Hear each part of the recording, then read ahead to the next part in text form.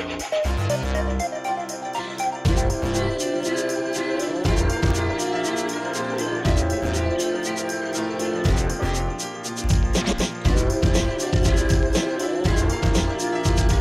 to the ElfQuest Collector's Guide, showcasing a different collectible or unboxing video in every episode. I'm your pack leader for this hunt, Mandy Roncalio-Meyer, or as I'm known around the ElfQuest web world as my elf self, Shadowfire.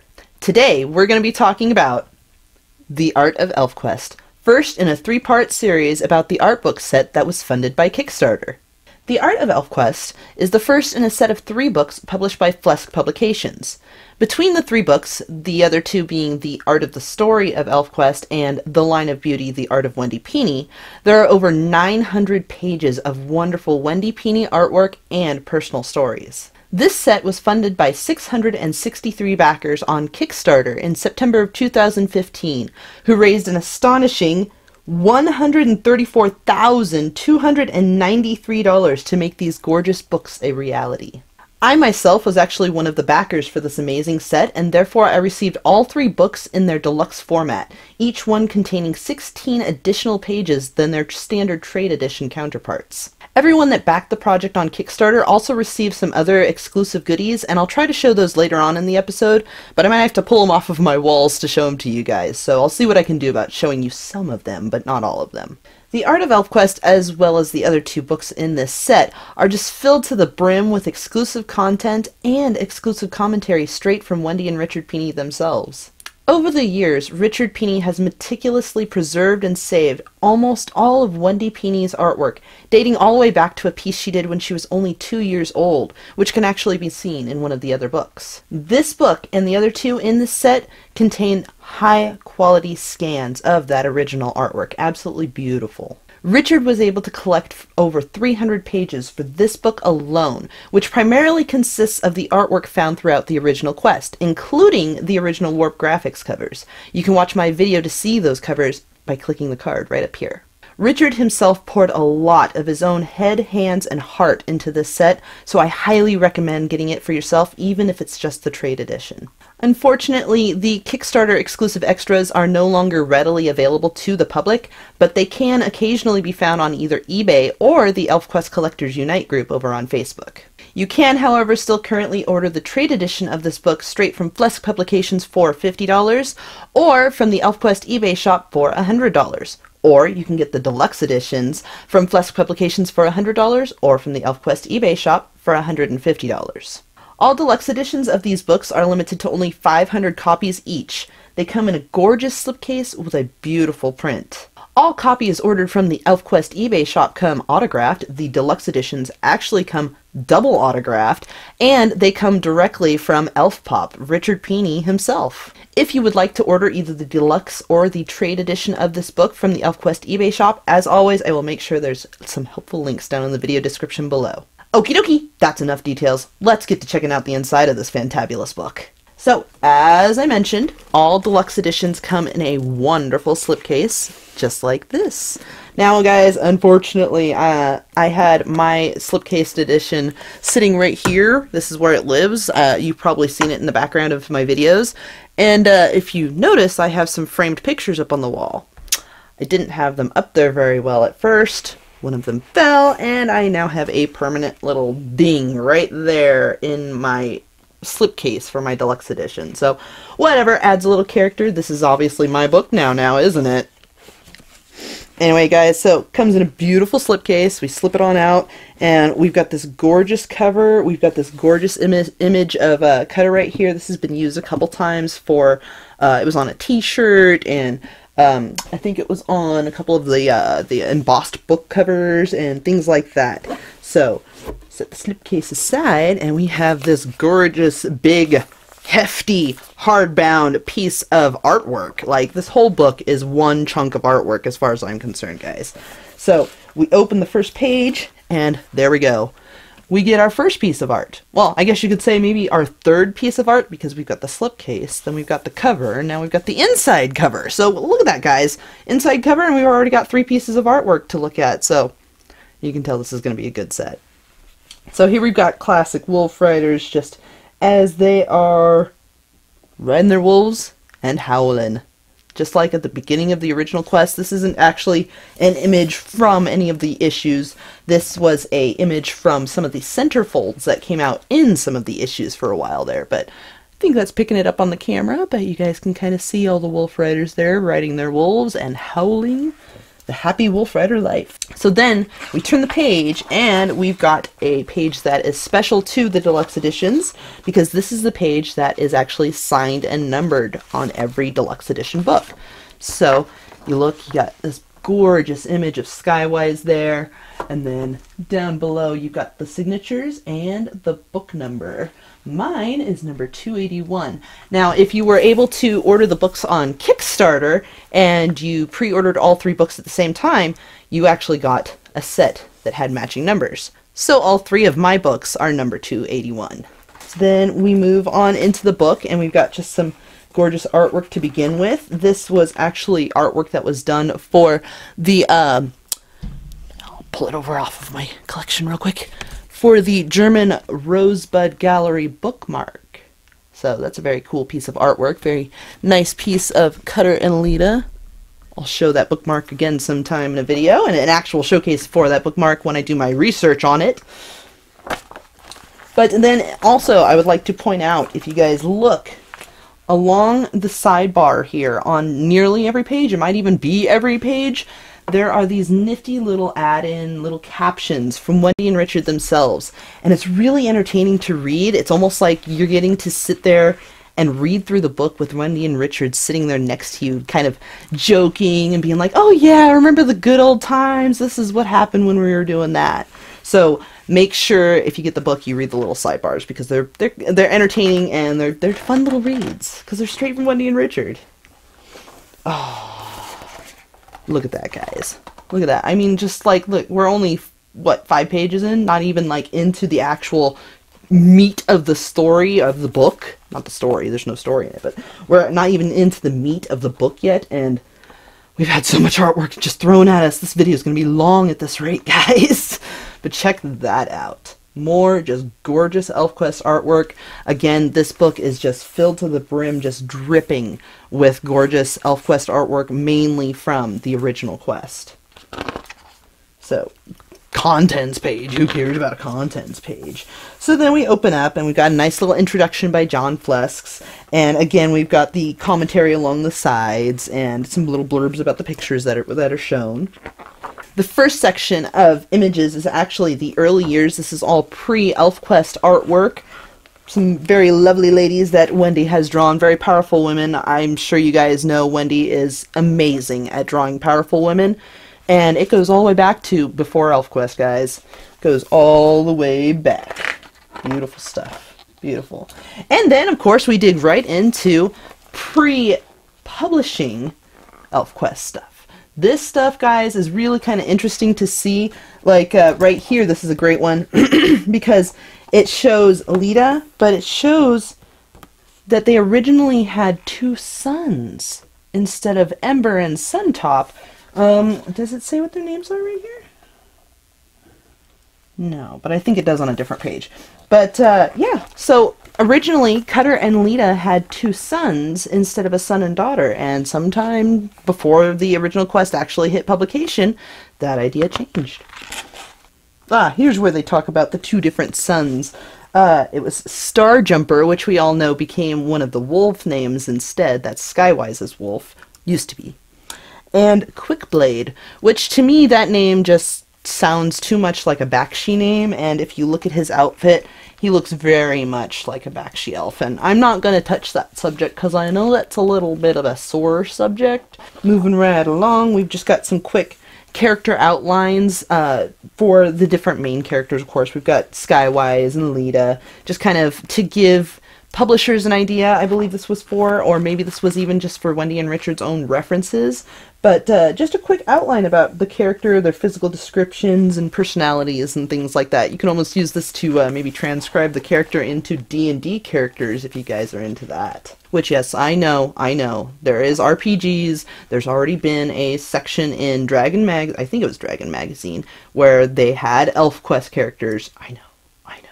Before you start yelling at me in the comments, I know. I'll get to those someday. Alright, guys. I'm a D&D nerd a little bit, so I know.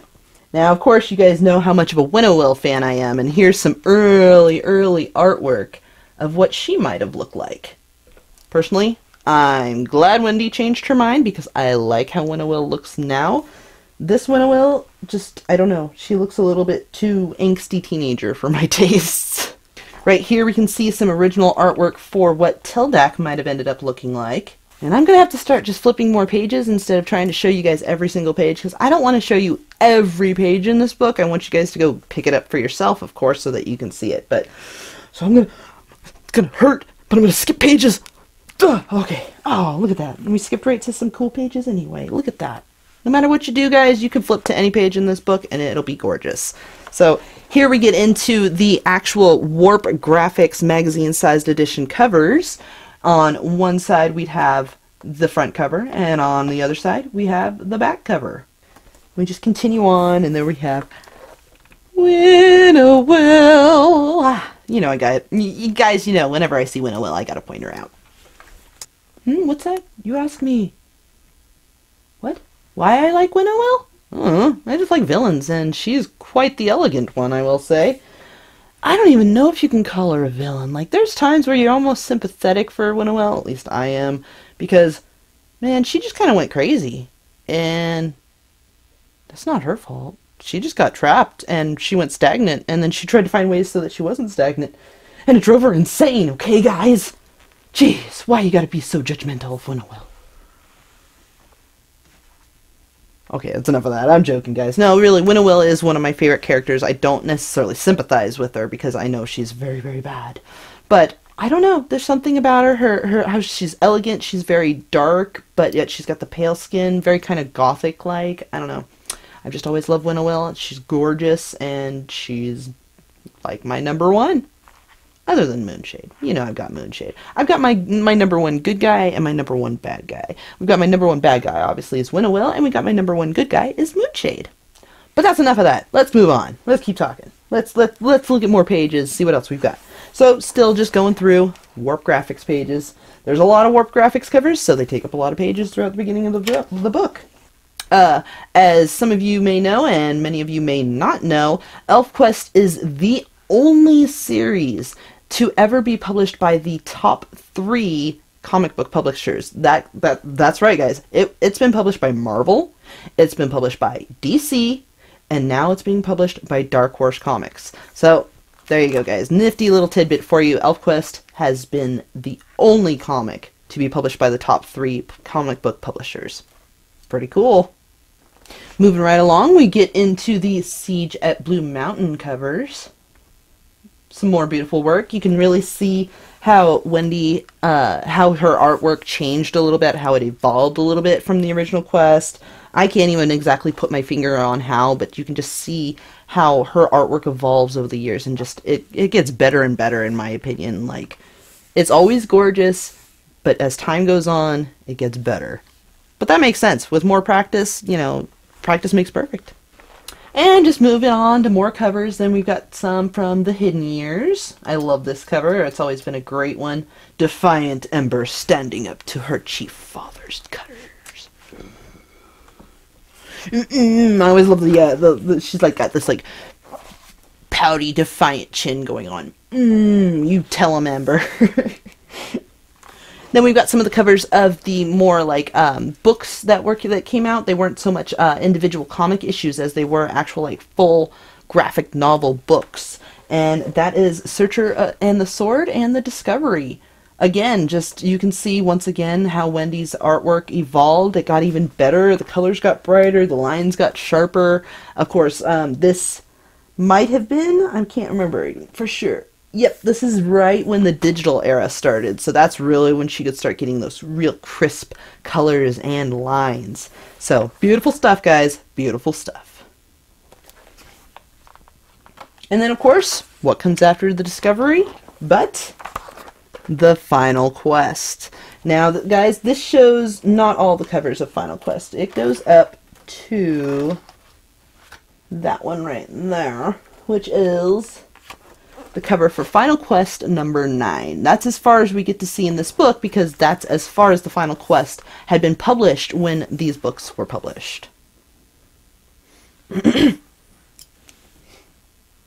So, as many of you may know, the very last cover, issue number 24, was just released. And oh my god, guys, like, buy the high ones, go check it out. It's gorgeous. Go to the official ElfQuest website. I'll put a link down in the video description below. I'm getting chills thinking about it, because the cover for the final quest, issue number 24, which, if you don't know, will be the last issue of ElfQuest that has been done by Wendy and Richard. They say they are basically going into retirement after this. Issue 24 is the last ElfQuest that we know will be published. It could be the very last ElfQuest ever published. And the cover was just released. Go check it out on the official ElfQuest website, guys. Link in the video description. It's gorgeous. It'll take your breath away. It took my breath away, and it made me tear up. It made me want to cry. So, beautiful stuff, guys. I'll stop blabbering on about that. Go check it out for yourself. Then we get to see some artwork from some more of the little side stories. Like, this is Homespun, which was, I believe, published in Frank Frazetta. I think it was Frank Frazetta. It was either Frank Frazetta issue number 1 or 7. I think it was number 1. In any case, guys, Homespun was actually one that was published in a non-ElfQuest magazine, such as Frank Frazetta, or possibly like Dragon magazine, such things like that. But you can read Homespun on the official ElfQuest website. They have, in case you don't know, they have everything except for the final quest available to read online on the official ElfQuest for free. Again, link in the video description, guys. There's going to be a bunch of helpful links for this one, it seems like, so just go make sure you read that video description and check out the links down below, because lots of good stuff, lots of good stuff. There's so much ElfQuest artwork and stories out there, guys, that you're never going to be wanting. I've been an ElfQuest fan my whole life, and I'm still, like, being swamped by new images I've never seen before. So, in any case, go out there, find Homespun. It's a cute little story, a little bit more of a background info about the Preservers. I believe it was actually published before we had even seen the Preservers for the first time in the original quest. So it was just kind of like a, whoa, what are these guys? And you can kind of tell if you look at their wings, they're much more butterfly-like. Much more, just very, I don't know, much more butterfly-like. Yeah, it's a good way to put it. But just a cute little background story about pedaling and the rest of the Preservers. And the breeds. Then we get a nifty little peek at the different centerfolds that were available throughout some of the issues of ElfQuest. There's actually a helpful little list of where these centerfolds can be found over in the ElfQuest Collectors Unite group. So if you guys are on Facebook, make sure you join that group. The members are awesome, and we all love helping each other out. So if you're on Facebook, go join the ElfQuest Collectors Unite group, guys. You won't be disappointed. Then as we progress more through it, guys, it's just now we get into some of the artwork that was used for calendars. This artwork was used for the actual novel, the written novel that was published by Playboy Publishing and Berkeley Books. So, you know, just lots of fun artwork like that. This one was actually used for the RPG that came out back in the day. This one was used for the board game that came out back in the day. We've got the covers for the original Gatherum 1 and Gatherum Volume 2. Then as we flip through, we get to the pinup section. It's these are the more clothinged ones of the pinups, just in case you don't know, guys. The other ones are a little more less clothed. Like Tamaine! She's a good example of somebody who never wears clothes, but yet in her pinup, she has a dress. How funny is that? But yet, she's still gorgeous, as always. Artwork from the Lovemates calendar. So these are some of my favorite, not necessarily these two images right here specifically, but the ones that were done in this set for this calendar are some of the most gorgeous images in my opinion. Like, I just think, like, here's one of my absolute favorites. Little Star Cousins, I believe, is the name of this art piece right there. Absolutely gorgeous. Like, seriously, I think Wendy just really, really, really took her time and made some really quality, gorgeous calendar artwork. Like, I'd love to see these up on RedBubble available. Like, I know we've got True Peace, and we've got some other really awesome ElfQuest classic art pieces. I'd love to see Little Star Cousins and some of these other ones from the calendars available again. But that's my personal opinion. Oh, the colors! I love the colors! I think one of the things I love the most about ElfQuest, at least when it comes to Wendy's artwork and when she puts more time and effort into it, and especially with the final quest, is just the bright coloring. Everything is just so pop, bam, bright, beautiful, and I love it. And these two images right here are a great example of just the spectrum, the rainbow spectrum that is just used in a lot of ElfQuest artwork. Simply beautiful. Now guys, one of the exclusive Kickstarter goodies that came with these books is the very much sought after and long requested coloring book. Yes guys, they actually did make a coloring book. Now, it's pretty hard to get your hands on. I know for a while, ElfPop had, Richard Pini of course, whenever I say ElfPop you guys know I mean Richard Pini. For a while, Richard had some available in the ElfQuest eBay shop. Now, if those are still available or not, I'm not sure. But make sure you go check out the ElfQuest eBay shop if you would like your own copy of the coloring book, because you never know, he might have copies still in the shop. Now, I would like to give a pro tip, I guess you could call it, to those who own the coloring book or are planning on finding it and obtaining it for yourself. Don't color in the book itself. I mean, unless you're like a pro color artist and you're comfortable with it and you know you won't be giving that coloring book to anyone else or selling it in the future or anything like that. Don't color in the book.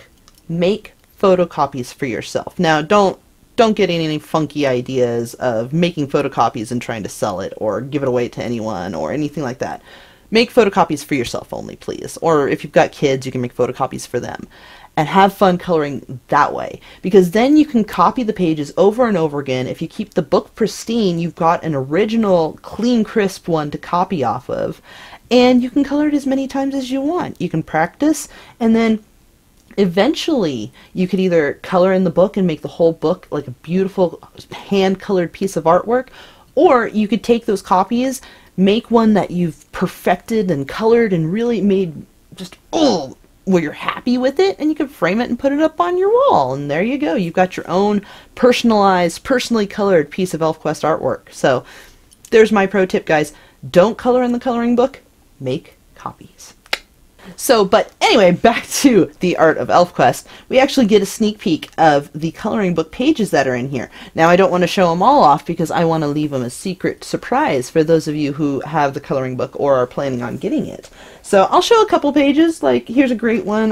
Good old Cutter with his cubs. He's got Ember and little Sun Top before he was Sunstream over here. And then on this side, we've got good old Picky Pick Nose getting annoyed with Petalwing up on his pickaxe.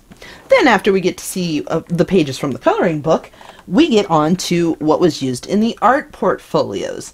Now this piece of art here was actually used for art portfolio number 1. You can check that video out by clicking the link right up here.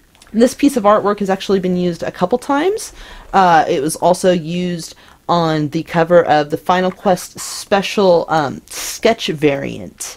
It was also just recently released on RedBubble as one of their designs up there, and I have the shirt from that. It's a beautiful design. They kind of did this like yellow to kind of orange brown, like ombre kind of like color pattern on it, and it's really, really pretty. So make sure you go check that out for yourself. I guess I'm gonna have to put another link down in the video description below so you guys can go check that out.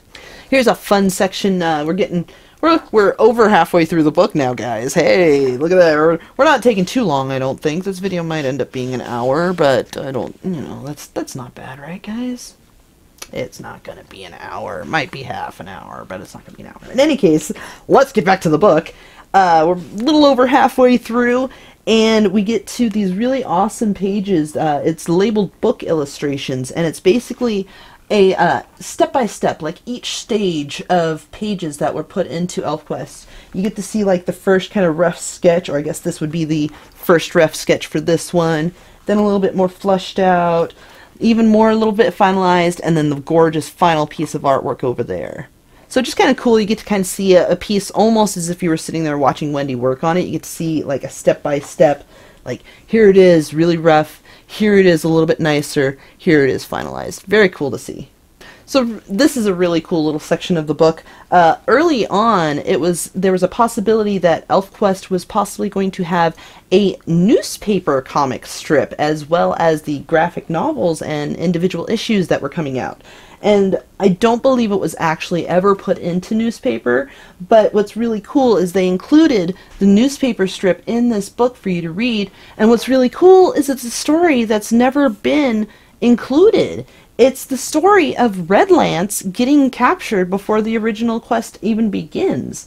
Right there, you know, we start out the original quest, oh, Gatara, oh, we're going to sacrifice Redlance. This is the story of Redlance getting captured.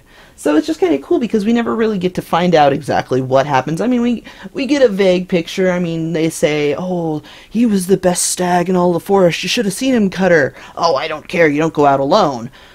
But we never get to actually see that story. So it's really cool. If you get yourself the Art of ElfQuest, you do get to read that story in nifty little comic book strip form.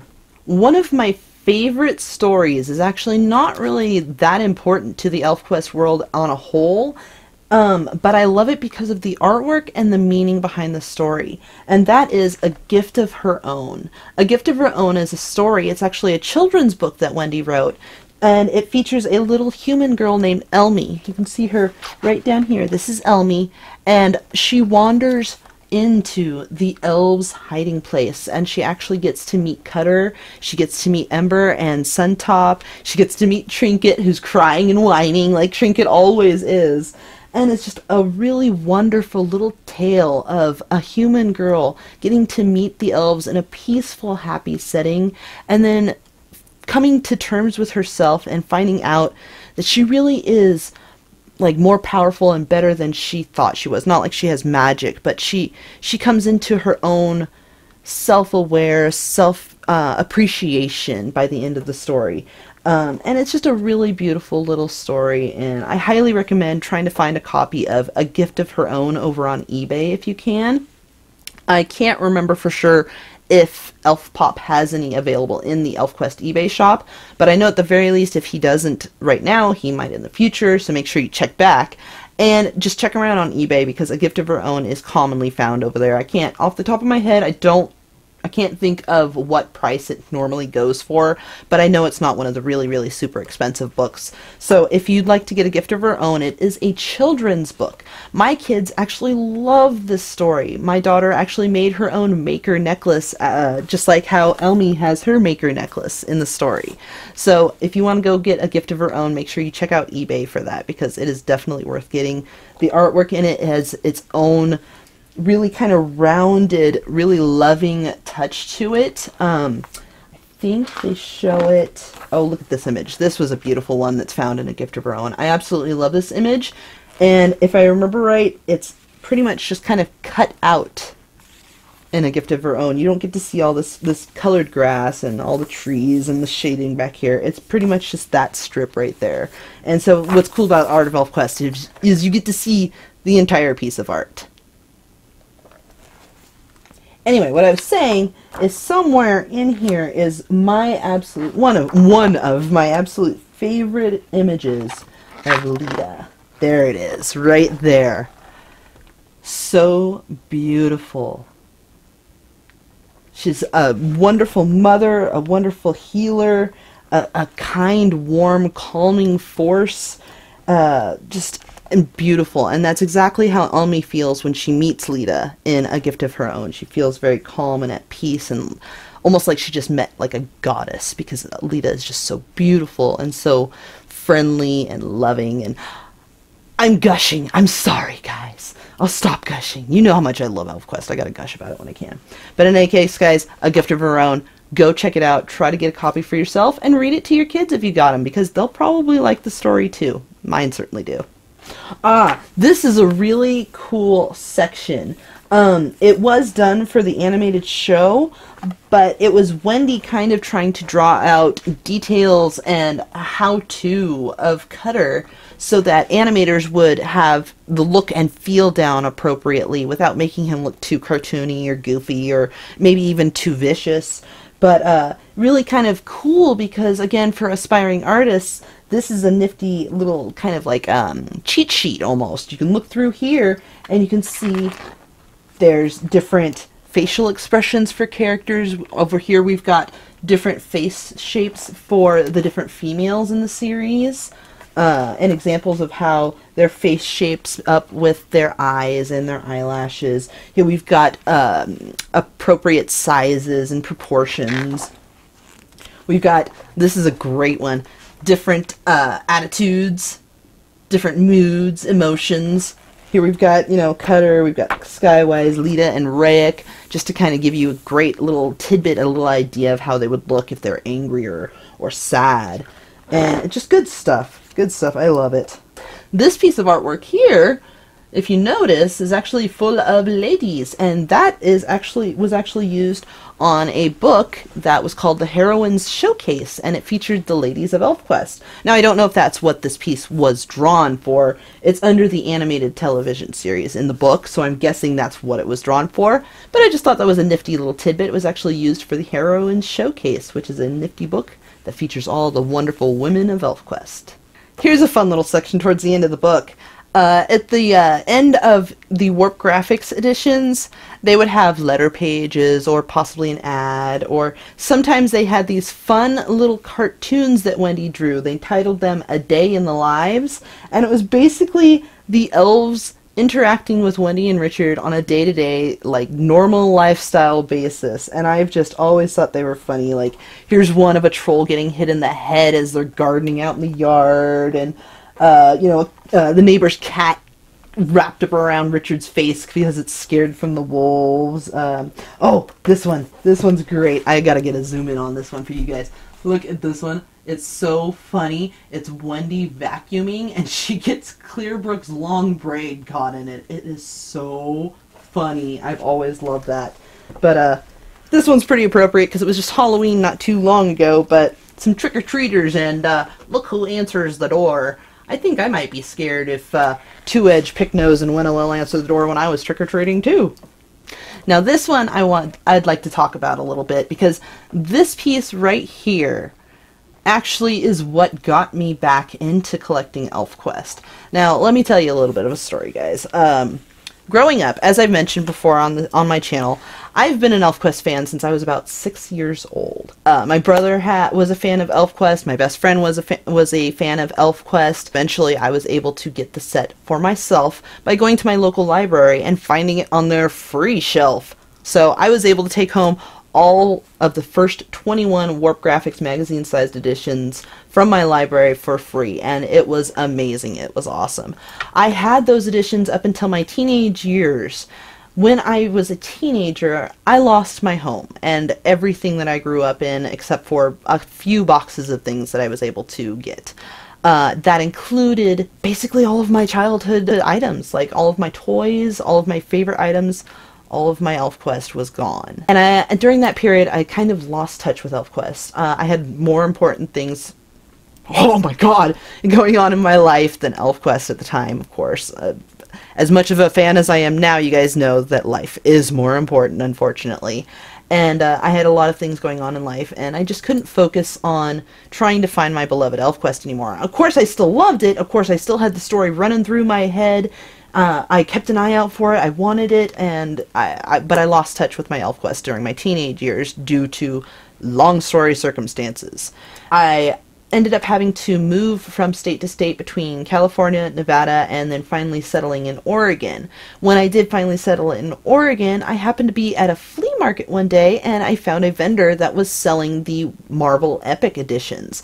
He didn't have a full set, but he did have the majority of the set. And of course, I snagged him and was like, oh, I've got my ElfQuest back, yay! That was as far as that went. At the time, I was extremely low income, still living at home with my mom, and I didn't really know what else ElfQuest-wise there was. I knew there was more, but I didn't exactly know what. I didn't know what I wanted to get. I didn't know where the story went from after the original quest. So I just kind of took the original quest, the Marvel Epic edition that I found, and I was happy with that for a long time.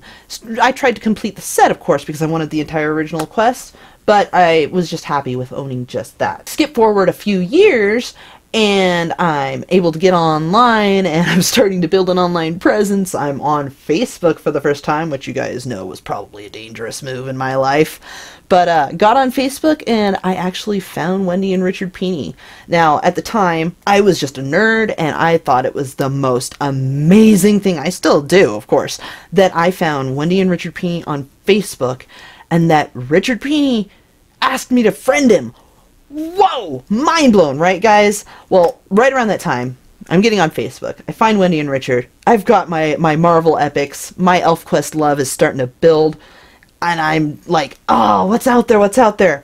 Right around that time, which would have been 2012, they came out with this print redone. Now, this image right here, which is a really, really cool image, it's the palace and a NASA shuttle, with Skywise looking at the NASA shuttle and Cutter looking up towards the palace, kind of symbolizing how Cutter can see his world, but he can't really see too much past that world, whereas in Skywise is always looking to the stars and always looking for other things and things like that, I believe is the symbolism behind the image.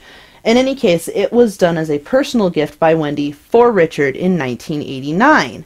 In 2012, Wendy went back and she recolored this image, and they made it into a promo print for Space Fest 4. Right at that time was when I was getting online, when I found Richard Pini, and he was selling their extra copies of their Space Fest 4 promos. I believe it was on eBay, but it might have just been through Facebook. It was probably through eBay. And I went, oh, ElfQuest! Oh my gosh! It's still around! Oh, it's like they're still doing stuff for ElfQuest! Oh, I've got to get that print! And so I bought myself the Space Fest 4 signed print from Wendy and Richard Pini in 2012. And let's just say the rest is history. That pretty much kicked off my ElfQuest obsession again, and here I am, guys, hosting the ElfQuest Collector's Guide YouTube channel. So, guys, I owe it all to this print right here. I have always loved ElfQuest since I was about 6 years old, but I didn't really start collecting ElfQuest until I set my eyes on this print right here and got it for myself. So there, just a little bit of a personal story for you guys. So basically the back end of this book is what they call the potpourri. It's just a mixture of really cool artwork from kind of around the original Quest era. It does, as I showed you, it expands a little bit into like Kings of the Broken Wheel and things like that. And here's an interesting page because there is the Father Tree Press set. It's a softcover and available in hardcover set. And this was the cover of book 9, which never actually made it into print. So I just thought that was kind of a cool little tidbit that they included in the Art of ElfQuest. And then on the other side, this was a poster that they used for the Fantasy with Teeth tour. So very cool. Just once again, interesting artwork. I love these books because they include a lot of the collectible artwork for pieces that are hard to find, kind of like this Fantasy with Teeth poster right here. So that even if you can't get your hands on these collectibles yourself, you still get to see how beautiful they are. Oh. you always got to let out just a calm, relieved sigh whenever you see True Peace anywhere. I love that piece. That's seriously one of my favorite ElfQuest art pieces is True Peace, just because the name describes it all. True Peace. It's a happy family cuddling and sleeping peacefully in a den cuddled up under furs. How much more comfy can you get, folks? Remember, guys, you can get prints of True Peace on RedBubble if you want. Go check it out. Link in the description below. So, as I said, the deluxe editions have an additional 16 pages over their standard trade edition set. This particular book has the Father Tree Press covers as well as some other nifty covers. Now, I'm not going to show you the bonus section because I want you to go find it yourself. I'm going to peek at it real quick. Yeah, there's more than just the Father Tree Press in there. There's some pretty stuff, guys. There's more than just the Father Tree Press covers in the bonus section. 16 pages more. So guys, make sure you get a deluxe edition for yourself if you want to see those additional 16 pages. They're worth it. They're gorgeous. Plus you get the nice hardcover book with this beautiful little panel on the front, and you get a slipcase, and you get an art print. Oh, how could you go wrong? Go get this edition for yourself, guys. Time for reading your comments. On Twitter, Warlock said, "A few questions. Feel free to use. What is your rarest / most unique / valuable EQ item? Do you have non-EQ warp items? Oh, one more. What does your family think of your EQ obsession? Husband, kids, parents, etc." Well, Warlock, let me answer these in the order that you asked them. First of all, what is your rarest, most unique, valuable EQ item? Well, I'd have to say, I don't know about valuable, but I'd have to say my rarest ElfQuest item is actually a one-of-a-kind backlit poster for a book that was never actually published. So, a little bit of a story behind this item. Occasionally, Richard Pini goes and looks through the ElfQuest warehouse, and it's basically their storage of all the collectibles that have been out throughout the years. Basically, they have everything in there. They've got stand-ups, they've got back in the day, Wendy Pini actually made a Lita and Cutter doll, like life-size doll. They've got those in the warehouse. But occasionally, Richard Pini goes through and he'll find stuff and he will list it up on eBay for sale. Recently, like I said, maybe as much as a year ago, but I don't think it was even that long, Richard found some backlit posters. Now, in case you're not familiar with what that means, it basically just means a poster that was printed on a piece of clear plastic so that you could have a light shining behind it to illuminate the poster. There were 3 or 4 of these made, I can't remember right now, but there was a certain set of these made for a convention. They were only used at that convention one time and then put into storage. Richard Pini found them, listed them on eBay, and I was able to snag one. Now, as I said, there was like 3 or 4 different ones. I actually didn't get the one that I wish I had gotten, but the one I did get was actually for a book in the Reader's Collection that was never actually published. It was going to be, I believe, the very last book in the set, but it was called Recognition, and it featured Ember and Tyr. And it was basically going to include what we now know to be the Final Quest special, plus maybe some other details that they changed or left out or decided not to use throughout the years. But in any case, it was for a book called Recognition from the Reader's Collection that was never actually published. So there you go, Warlock. I believe that is my #1 most unique, most rare, maybe most valuable, depending on who you talk to, ElfQuest item. A backlit, one-of-a-kind poster for a book that was never published. Oh, and I will be showing that poster in a future video, and I will be building a backlit frame for that poster, which I probably will include in a do-it-yourself video later on in my channel sometime. So stay tuned for that, guys. That ought to be some fun. I hope to start doing some do-it-yourself videos. Alright, Warlock, on to your second question, which was, do you have non-ElfQuest warp items? And the answer is yes. I'm a huge Wendy Pini art fan. Like, I love ElfQuest because of the story and the characters, but I love Wendy Pini's artwork itself. The style of her artwork, just, it speaks so much to me. It screams to my soul, and I absolutely love all of Wendy Pini's artwork. I even own a print of a painting that she did before she met and married Richard Pini, back when she was still known as Wendy Fletcher. Last year, I did an unboxing of some holiday gifts from friends, which you can watch that video by clicking the card right up here, and a friend of mine actually gifted me a non-ElfQuest Wendy Pini print of a character named Flora or Fauna. I can't actually remember at the moment which one I have. But in any case, that one came from a set of 3, and I actually just recently picked up another one from that set. Welcome to my family, my Coda. But in any case, yes, Warlock, I am a big fan of Wendy Pini artwork. I collect any and anything, everything and anything Wendy Pini I can get my hands on. And to answer your last question, Warlock, what does my family think of my ElfQuest obsession? They seem to be pretty pretty supportive of it. My husband is my editor for my channel, so he supports me. He has not allowed me, I don't want to say allow, but he has supported me in my ElfQuest collection and sometimes allowed me to make purchases when I shouldn't necessarily because we were low on money, but he obviously supports my addiction. My son's name is Tam, so that also shows that my husband supports my ElfQuest obsession. My daughter also seems to have a slight favor for ElfQuest. I won't say that she's a big fan, but she has a few issues for herself in her room, and she also has her own Wolf Rider ElfQuest shirt. So she likes ElfQuest. She's down with it. She thinks it's pretty cool. I think she likes my collection. I'd say the only person in my family that probably thinks I'm a bit of a weirdo is my mother-in-law. I love her, but I'm not quite sure she understands my obsession with the elves. Not like she thinks it's stupid or weird or anything. She's actually really supportive of my love of ElfQuest and surprisingly really supportive of my YouTube channel. So all in all, I'd say my family's pretty awesome with it. They all seem supportive and at least okay with the fact that Mom's a crazy ElfQuest nut. Well, I hope that answers your questions, Warlock. Thank you so much for always being an awesome support for me and my channel.